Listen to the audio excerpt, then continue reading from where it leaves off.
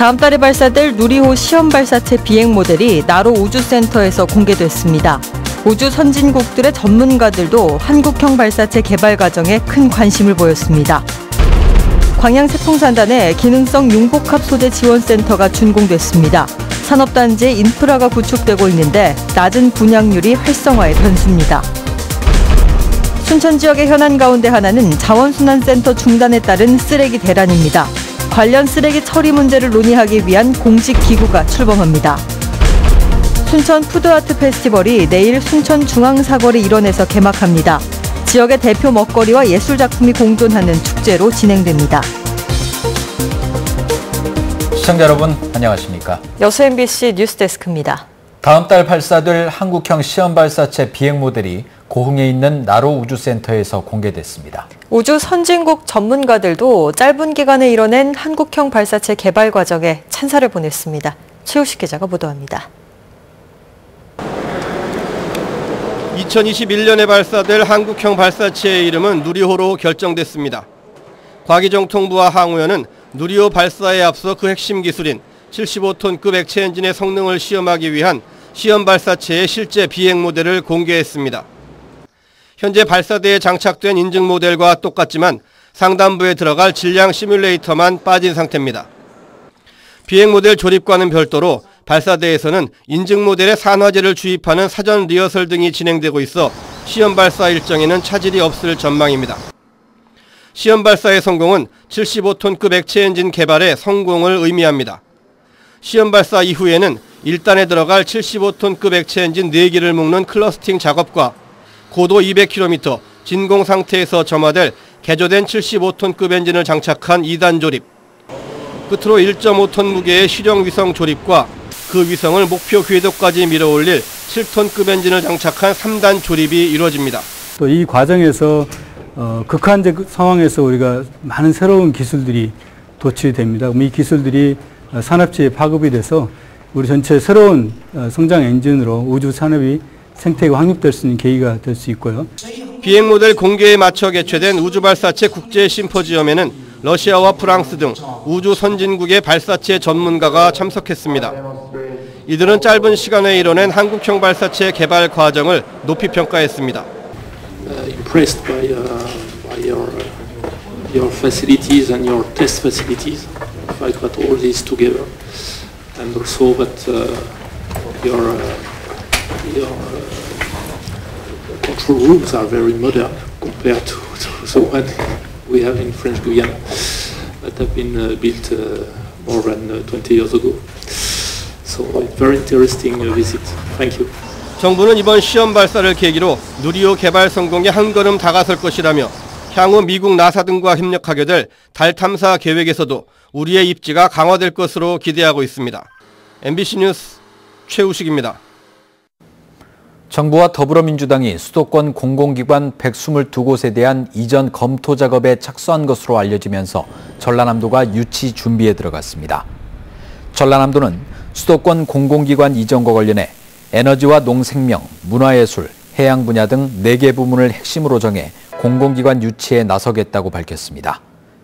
또 2차 공공기관 이전과는 별도로 이미 추진해온 국립선발전연구진흥원과 심뇌혈관 질환센터 등 20개 기관 유치 작업도 병행하겠다고 밝혔습니다. 순천 지역의 최대 현안으로 부상한 쓰레기 처리 문제를 논의하기 위해 공식 기구가 출범합니다. 순천시는 자원순환센터 운영 중단에 따른 쓰레기 처리 문제를 해결하기 위해 공무원과 시의원, 시민단체 관계자 등 64명으로 공론화위원회를 구성하고 내일 출범식을 가질 예정입니다. 공론화위원회는 연말까지 신규 쓰레기 처리 시설 조성 등 합리적 해결 방안을 논의한 뒤 시에 권고하는 역할을 하게 됩니다. 또 오는 15일에는 누구나 자유롭게 참여할 수 있는 광장 토론회를 열어 쓰레기 문제에 대한 일반 시민들의 의견을 수렴할 계획입니다. 기능성 화학 소재 산업 클러스터로 개발되는 광양 세풍산단에 관련 연구센터가 준공됐습니다. 1단계 개발이 마무리되면서 인프라가 구축되고 있는데 낮은 분양률이 산단 개발의 현안이 되고 있습니다. 박민주 기자가 취재했습니다. 광양 세풍산단입니다. 전체 240만 제곱미터 가운데 올 초 1단계 49만 제곱미터가 조성됐습니다. 1단계 용지에 국도비를 포함해 393억 원이 투입돼 KTR 융복합 소재지원센터가 준공됐습니다. 동부권 산업벨트에는 처음으로 기능성 화학 분야 연구지원기관이 들어선 겁니다. 이미 4개 기업과 209억 규모의 연구개발에 착수했습니다. 기업의 소재 개발에 필요한 기술 개발과 실정에 대한 시험, 평가 등을 지원하는 종합연구시설입니다. 융복합 소재지원센터 준공으로 세풍산단의 연관기업 입주에 대한 기대감을 높이고 있습니다. 하지만 지금까지 입주한 기관은 2곳에 머물고 있어 토지 매입이 추진되고 있는 2단계 사업 추진에도 부담으로 작용하고 있습니다. 경제청은 지난해 8만 2천 제곱미터의 외국인 투자 지역을 지정하고 대중국 입주 기업을 타진하고 있습니다.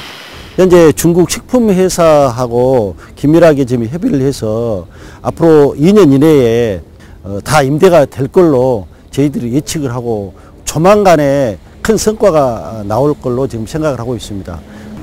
광양만권의 새로운 기능성 화학 소재 클러스터 산업단지로 개발되는 광양 세풍산단. 분양 활성화가 변수로 떠오르고 있습니다. MBC 뉴스 박민주입니다.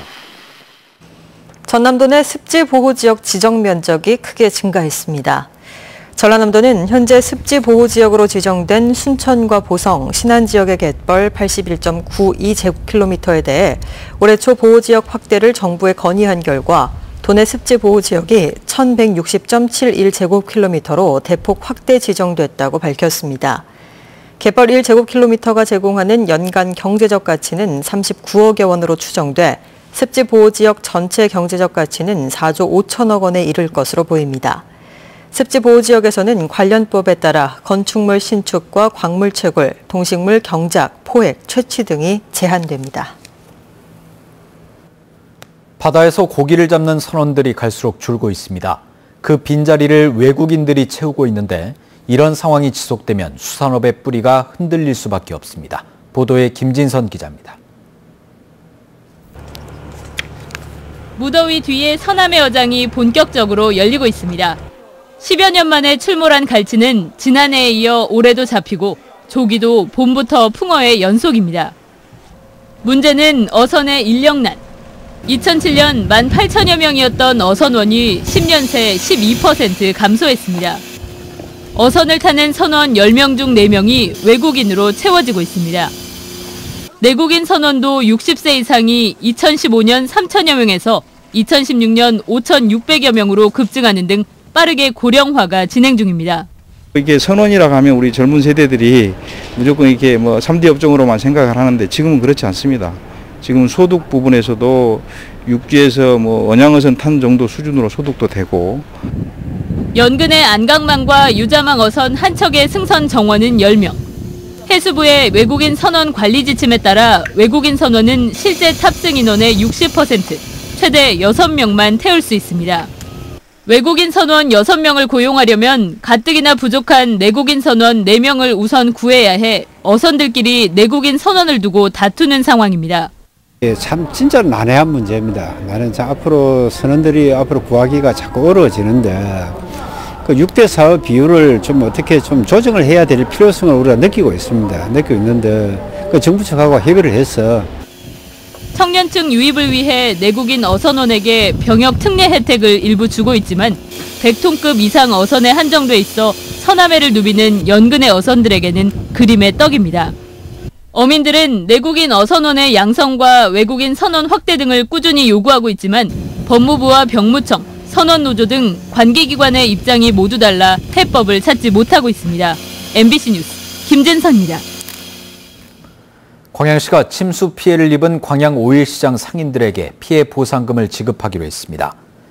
광양시는 모두 2천만 원의 보험금을 확보해 피해 금액의 최대 50%까지 보상금을 지급하기로 했습니다. 하지만 상인들은 보상금 지급일이 분명하지 않은 데다 광양시가 피해 입은 물건을 저렴하게 판매하는 것도 금지시켜 장사를 못하고 있다며 현실성 있는 대책을 마련해달라고 촉구했습니다. 시민단체가 3년 통합 21주년을 맞아 기념행사를 열었습니다. 여수시민사회단체 연대회의는 오늘 오후 2시 기념식을 열고 권오봉 여수시장을 초청해 지역 의제를 논하는 자리를 마련했습니다. 여수연대회의는 부정비리 척결을 위한 제도 개선 방안과 여성 일자리 정책 방안을 제안했다며 조만간 이에 대한 시의 답변을 반영한 입장문을 발표하겠다고 밝혔습니다. 순천 푸드아트 페스티벌이 내일부터 사흘 동안 순천 중앙사거리 일원에서 열립니다. 올해로 3회째를 맞는 이번 축제에서는 지역의 대표 먹거리와 전문가 컨설팅을 통해 개발한 음식 40여 종이 선보일 예정입니다. 이와 함께 문화의 거리에서는 각종 예술작품을 감상하고 직접 만들어 볼 수 있는 부스가 운영됩니다. 한편 코레일 전남본부는 수도권 지역 관광객들을 위해 오는 8일 푸드아트 페스티벌 테마 열차를 운행하기로 했습니다. 포스코가 다가오는 추석을 맞아 거래기업에 대금을 앞당겨 지급합니다. 포스코는 일반 자재나 원료 공급사, 공사 참여기업 등 거래기업에 일주일에 2차례 결제해오던 금액을 오는 17일부터 21일까지 매일 지급해 거래기업이 원활하게 자금을 운용할 수 있도록 할 계획입니다. 포스코는 조기 집행액이 모두 1,760억 원에 이를 것으로 전망했습니다. 공연을 감상하며 관광 명소를 둘러볼 수 있는 여수 낭만버스가 추석 연휴에 특별 운행합니다.